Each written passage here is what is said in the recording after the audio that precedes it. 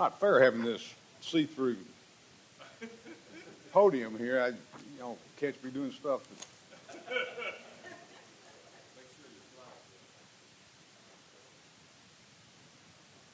We all ready to go? Pleasure, as always, to be here. Thank you so much for having me. My name's Chuck Welch, and along with Zach Bates, we are your government relations consultants and provide your lobbying services at the General Assembly. I say this without hesitation or reservation.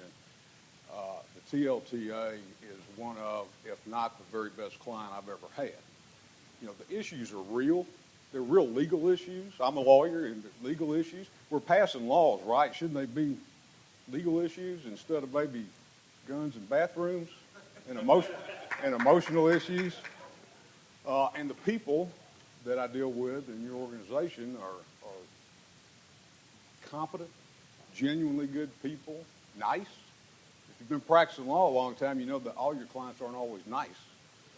But it's a great organization, and I've really enjoyed. I was talking to Mark Rosser last night. He asked me how long we've been here, and I think it's in excess of 10 years, and it's really been a great experience for me and my firm.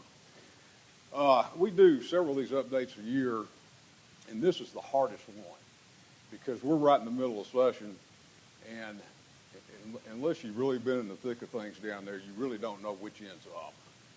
And so we're about halfway through with the work of this session. The session will probably end sometime mid-May, possibly May 12th is the day I've heard, but I'm not counting on that. And I want to thank all of you who've made contributions to our title pack. We're doing better now than we did back in the old days when things were really going well, and we've gotten back to that level, if not exceeded that level. I appreciate that. Our campaign contributions help us gain access to the members, keeps us competitive with the other interest groups that we have to sometimes argue with, and it keeps us competitive. If you hadn't made a contribution this year, I really would encourage you to do so. And those who have, thanks again. The 110th General Assembly convened on January 10th, January 10th, which was the second Tuesday of January, which is required by the Constitution. There was an organizational meeting the first 3 days of the first week. During that organizational meeting, they elected, both houses, Senate and House of Representatives, elect their leadership. One of the most significant changes in leadership was the Speaker of the Senate, who's also the Lieutenant Governor, Randy McNally, who's taken the place of Ron Ramsey, who retired at the end of last session. After that organizational meeting, there was a 2-week recess. That's when they move offices around and the new leadership tries to get organized and so forth. Next year, and I hope everybody will come down and take a look at it. We're all sort of waiting around to see what it's going to look like. But Legislative Plaza is going to be a parking garage. And the meetings, meeting rooms, the hearing rooms, and the offices for the legislature are going to be in the Cordell Hall building. And they're actually going to bring all the analysts over, and I just don't know how there'd possibly be enough room. But anyway, we'll see how that works. February 9th was the filing deadline. There were about just a little more than 1,400 bills filed, and then along with some resolutions and local bills, we've got about 1,600 pieces of legislation that we've had to take a look at.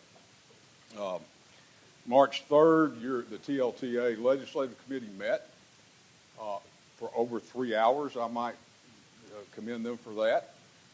Did a great job of going through probably about 150 bills, 60 of which we identified as being something that would potentially directly or indirectly affect the title industry. Just a few bills of of just general interest. You've probably heard a lot about the gas tax. And it looked like there was just no way in the world it was going to pass. And that's unfortunate because the entire budget is hanging on to this gas tax. And the General Assembly really can't do anything. Well, it absolutely has to pass a budget. It has to be balanced. And without the gas tax or knowing what was going to happen to the gas tax, we're just kind of in a stalemate in getting to that end.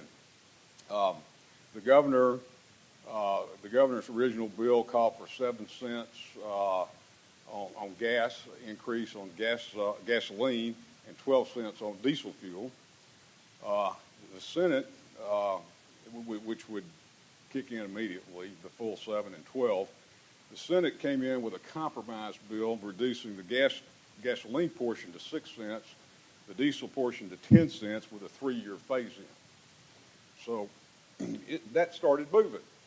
And I thought I had a real grip on what was going on. And then yesterday, the Speaker of the House, Beth Harwell, announced that she had a plan that would be no tax on gasoline or diesel fuel, which left everybody sort of scratching their head. They hadn't heard that before and caught them a little bit by surprise.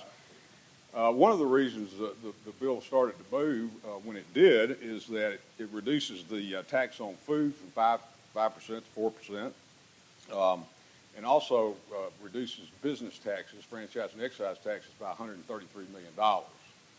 So the net effect is that we're lowering taxes, and even got the blessing of the watchdog groups. What's the name, Zach? Freedom from Taxes group, that said, we bless this because its net effect is its reduction of taxes.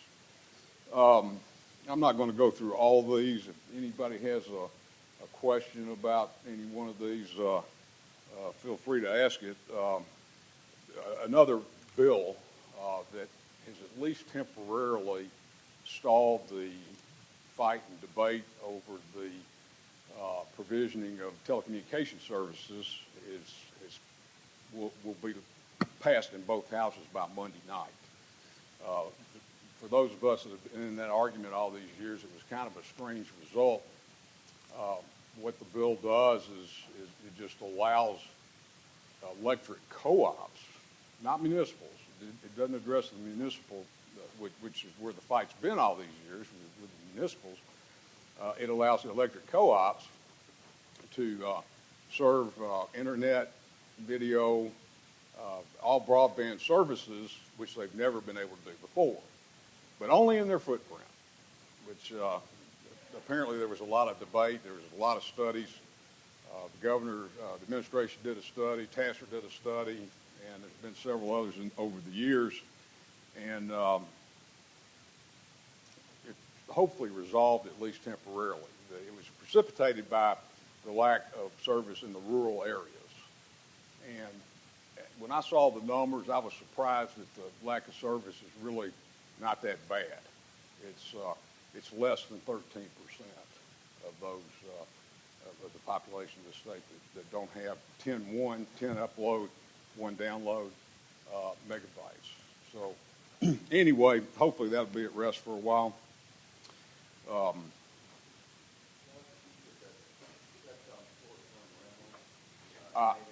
Yeah, I've actually got that bill. I think it's the last one on my outline here. And I'd love for you to chime in and help me discuss that too, if you've got some interest in it. Poor old President Polk, they're trying to move him. And it's a big fight. Glad I'm not in that one, but whether or not that'll happen remains to be seen. De-annexation, local governments are just beside themselves trying to figure out what they're going to do when they start losing big chunks of their municipality. The in-state tuition is going to pass. It's designed to allow undocumented immigrants local tuition instead of out-of-state tuition to go to college or higher I was a little surprised at that one coming out of this General Assembly, but I think they've done the right thing. The governor's race is really going to be strange. In fact, you always see the governor's race change dramatically over time, but I've never seen one change this dramatically this fast. Senator Mark Green is probably going to be the Secretary of the Army, appointed by President Trump. He was a real viable contender in my opinion. It looks like he's not going to be in that race. There's a couple of contenders that were in the race that probably will get federal judgeships, and it may very quickly come down to just a race, Republican-Democrat race, between Randy Boyd, the former Commissioner of Economic Development, and Carl Dean, the former Mayor of Nashville, Davis County. So we may see what a more traditional race this time than we've ever seen, because we really hadn't had a lot of on the Democrat side, and I think that may change this time. Getting into a little bit of the legislation here. The first bill, TLTA supported. This is a customer-friendly bill. It allows for an easier path to appeal a decision of the local Board of Equalization. At the time of the decision, the county board has to give in writing a final decision to the appellant. The taxpayer's right to electronically file an appeal to the State Board of Equalization is included in that decision, along with the current address and all relevant statutory deadlines and other information required by the State Board of Equalization. Don't know exactly how that's been handled in the past, although I have been involved in a few of those. It's a good thing to get a little structure around those appeals. The second bill is Senate Bill 1311, House Bill 1230, that Mr. Kirkland and I have had a number of discussions about, along with Mr. Turner over there. This started out as a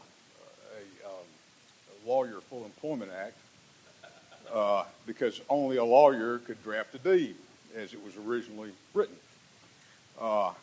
We made some suggestion, although we never could get to a point of supporting this bill anywhere close to the way it's written. We suggested that maybe licensed title agents, along with the owners of the property, can now, under this bill, draft a deed of conveyance. The problems with the bill, and it's going to pass in the House. Zach and I had numerous discussions with the sponsor, Bill Beck, and we didn't want to just hammer his bill in front of him, or try to hammer his bill in front of him. And so it's going to pass in the House. I don't think it will have the same luck in the Senate. But the problem with it is that the bill requires the register shall refuse to register any deed of conveyance that's not prepared by a licensed attorney, title agents, or owner of the property. What happens, some of these registers handle 1,000 documents a day. What happens when one of them slips through? What's the state of the title? If you shall refuse, it should never have been recorded in the first place. So is it void ab initio? Is it void from the beginning or not? What to do about that would be a problem as we review our titles. What is a deed of conveyance? Is a trust deed a deed of conveyance? Trust deed gives legal title to the trustee. The owner of the property just keeps equitable title. And but is it a deed of conveyance? And in the code, there's a lot of forms in our code book, as you know, acknowledgments in the notary acknowledgments in the code, but there's no form for this affidavit. So what's the affidavit look like? They're going to be different, because it doesn't give any real instructions about how to prepare that affidavit. And does that matter? Would we get in contest about the form of the affidavit?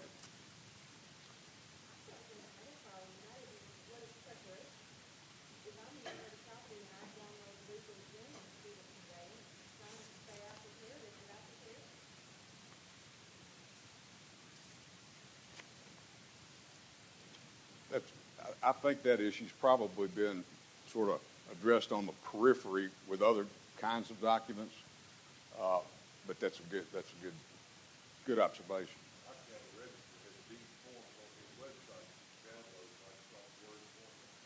Well, I can tell you one thing: your county register does not like this bill either. I talked to him for about an hour the other day. I did, but anyway, hopefully that bill will either be improved substantially or it will not pass. It will not pass in its current form, I don't feel. This next bill, Senate Bill 1365, House Bill 1037,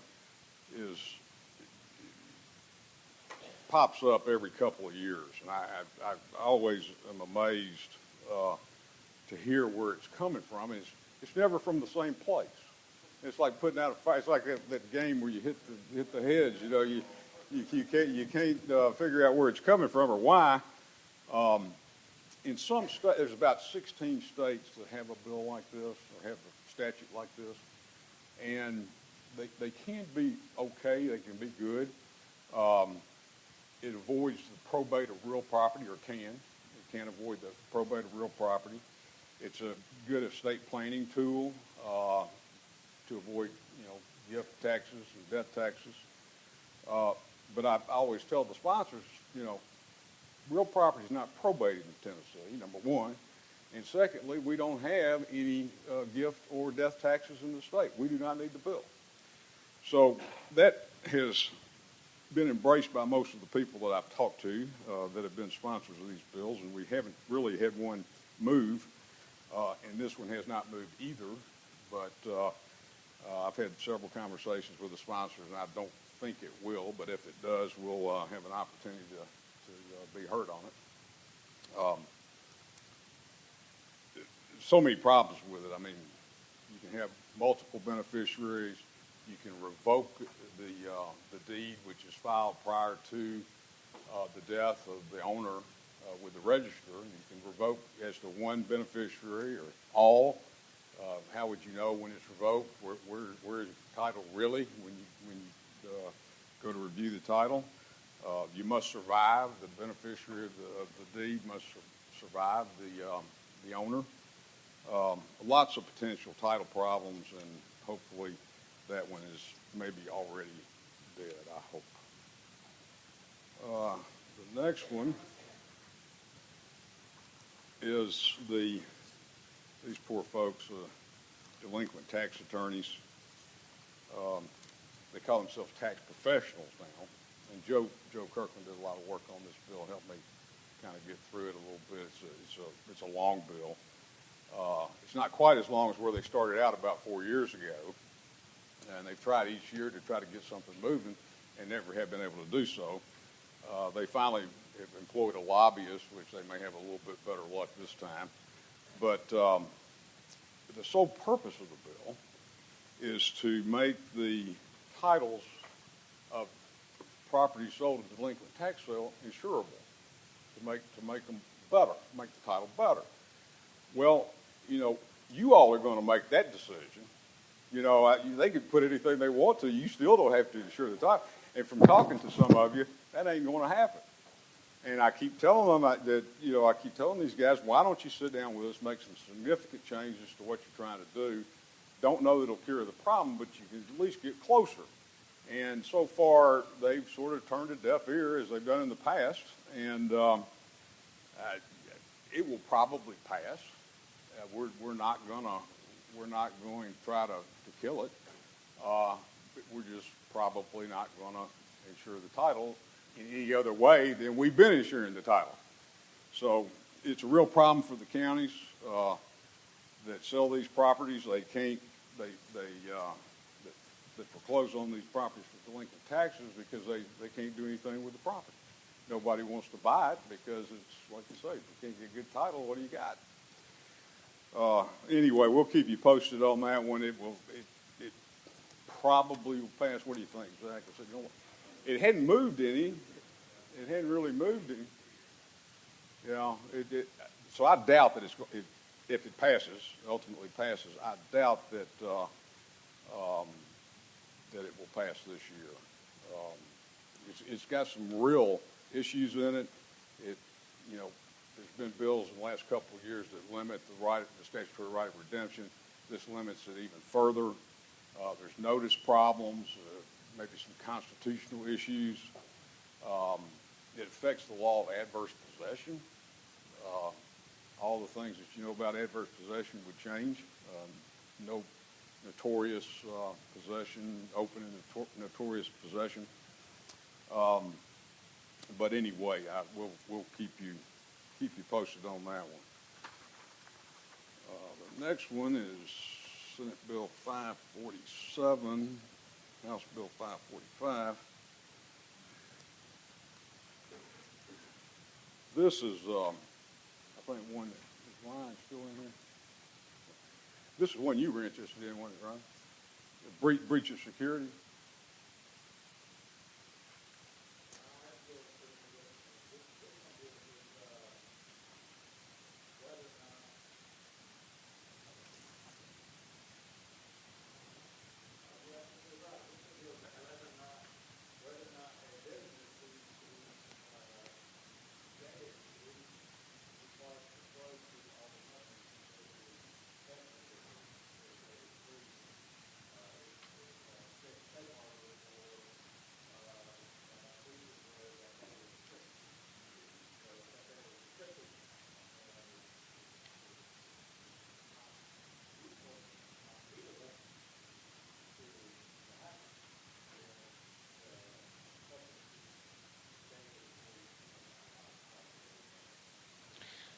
Well, this bill amends Title 47, Chapter 18, Section 2107, and it's addressed to you may remember that Target had a big security breach. A lot of credit cards, information, personal information were out there, and Target didn't notify anybody for over 12 months. Home Depot, I think, had a similar situation as well. So the General Assembly didn't think that was a good idea to wait 12 months before telling somebody that their credit card may have been jeopardized. But that this bill is addressed to that issue. The amendment, which makes the entire bill, really gutted the original bill, and now it's pretty easy to read and to understand what it does. It's an unauthorized person that gets the information of an unencrypted computerized data or an encrypted computerized data with the encryption key. It goes on to explain what personal information is, a name, a social security number, driver's license, so forth.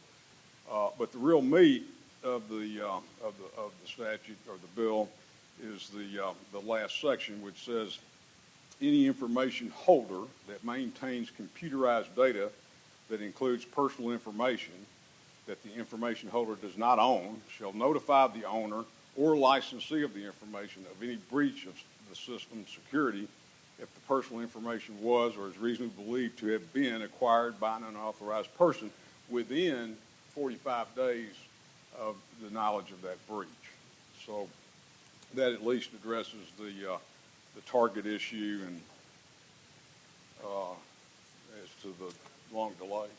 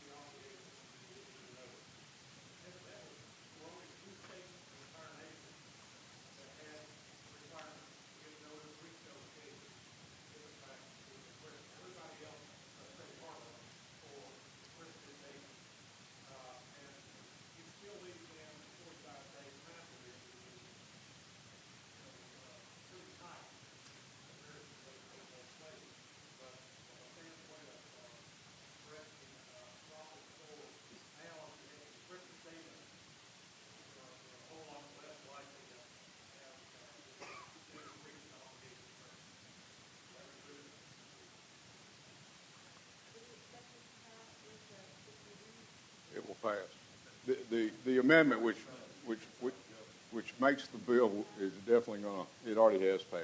In fact, it's already a law. It's been signed by the governor.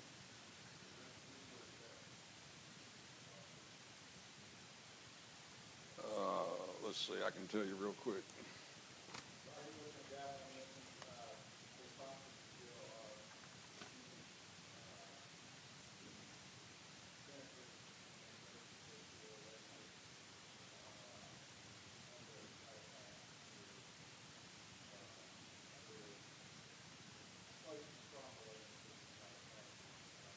Yeah, Bill Ketron is from Rutherford County, and Ms. Rogers is from Sumner County. Bill effective upon becoming law. It's already in effect. Yeah, let me. I'm out of time already. Getting close. Got a minute and a half. This next one, I'm just going to make reference to it. It's a 16-page bill that does a whole lot to wills, trusts, and guardianship. If you do any work in that area or exposed to any way that might affect your practice, then you need to take a look at this. The primary provisions are it eliminates the claim by a killer to inherit. And from a divorced spouse, it affects the rights of divorced spouses as beneficiaries. And if you have any reason to, you need to take a pretty close look at it. It's a pretty detailed bill. Open records, there's not much to it. It doesn't change the law hardly in any way that I can tell, but it does allow for two instances when the custodian of the record can deny a request to produce, and that is if the person requesting information 2 or more consecutive times within a 6-month period fails to appear and review the information, the custodian can deny access, and if he fails to pay for any copies that the requesting party makes. Under those two circumstances, they can be denied. Our last bill is the Airbnb bill. Do you have any questions, or do you want to say something about it, or?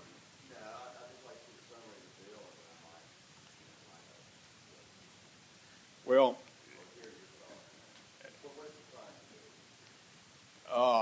the local governments, municipalities in particular, want to regulate these Airbnb houses, places, units.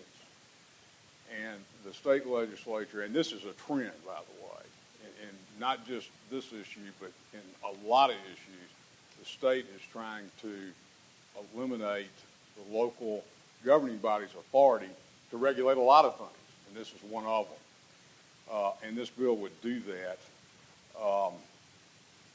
keep the locals from regulating the Airbnb. It does a lot of other things. It's a pretty lengthy bill. A lot of it deals with taxes and trying to level the playing field between hotels, motels, and Airbnb. And I think most everybody says, well, if the taxes are the same for everybody and it's fair, okay. I still don't think this bill's going to pass. There's just too much conversation about it. It's a little bit emotional because people who use Airbnb, they really like it, and so it's going to be a bit difficult to pass.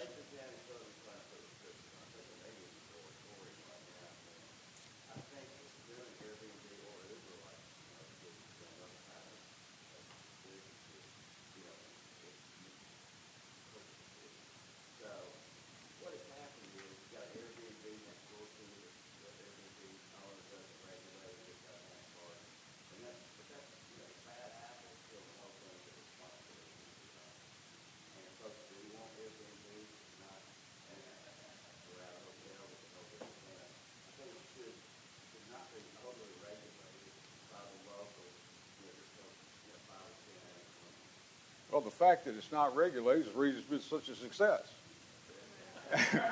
You know, regulations, you know, maybe President Trump's got one good point out there, trying to deregulate a lot of stuff. I mean, it's a problem for businesses. Businesses flourish without regulation.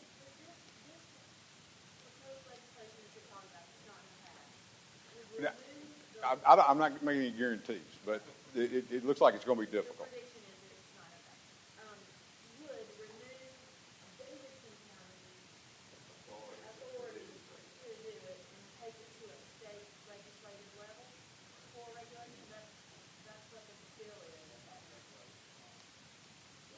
You know, the flip side of that coin is really funny.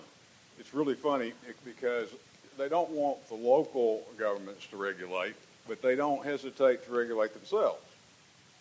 And that's sort of the flip side, which is, you know, a little bit hypocritical, I think. But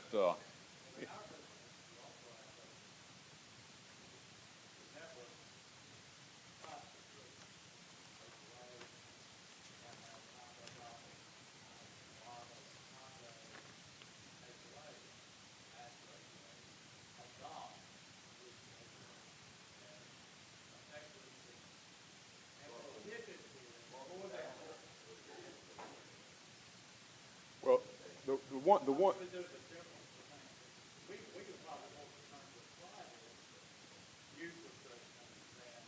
Well, the silver lining in the state regulating it uniformity. You don't have to deal with 95 or I think there's over 300 municipalities in the state. At least there'll be some uniformity. You know what to expect. Anyway, that's I'm out of time. That's worked out just right because I'm finished. Anybody got any questions? Don't forget the title pack. If you haven't made a contribution, we would certainly appreciate you doing so. Like I said, it's with Brian Rafoff has been really good about helping us with raising money. I know that Jill Trapp raised $5,000 on her own last night, I think. And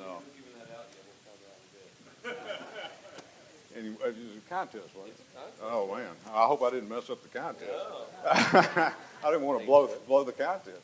Thank you, Chuck. Oh yeah.